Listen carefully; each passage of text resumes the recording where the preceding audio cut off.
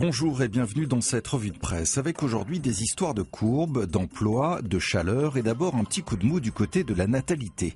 Car le Parisien aujourd'hui en France nous l'apprend, sur les 9 premiers mois de 2015, le nombre de bébés en France a diminué de 2,75% du jamais vu depuis 1999. Plusieurs pistes sont lancées pour tenter de l'expliquer. Il y a moins de femmes en âge de procréer, les grossesses sont de plus en plus tardives.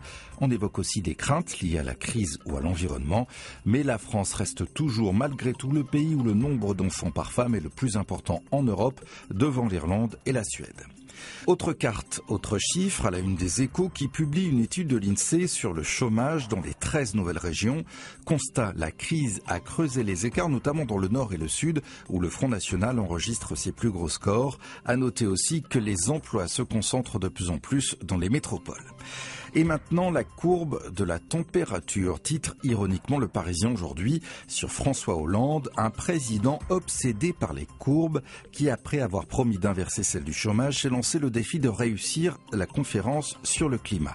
Un dossier chaud, également relayé par les Échos, qui explique qu'après Pékin, Hollande est effectivement en Corée du Sud pour tenter de convaincre les dirigeants du pays de s'impliquer davantage dans la lutte contre les changements climatiques. Mais que se passe-t-il au Vatican? Si la Croix se pose ainsi la question, c'est que l'heure est grave. 2 employés ont été arrêtés pour divulgation de documents confidentiels et les résistances sont fortes contre ce pape qui veut réformer cette si ancienne institution.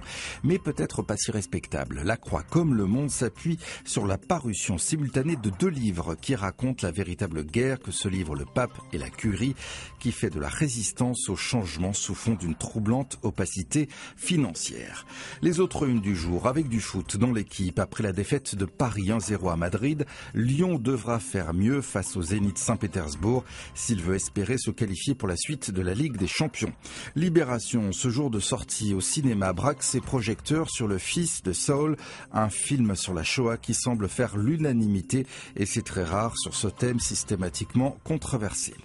Libération qui consacre aussi une double page et une très grande photo à Mathias Hénard, un Goncourt au long cours, puisque pour le journal, c'est un coureur de fond qui vient d'être récompensé, un écrivain qui n'a pas peur de s'attaquer à des livres longs, denses et qui demandent du souffle. C'est sur cette note sportive et littéraire que l'on se quitte. À demain.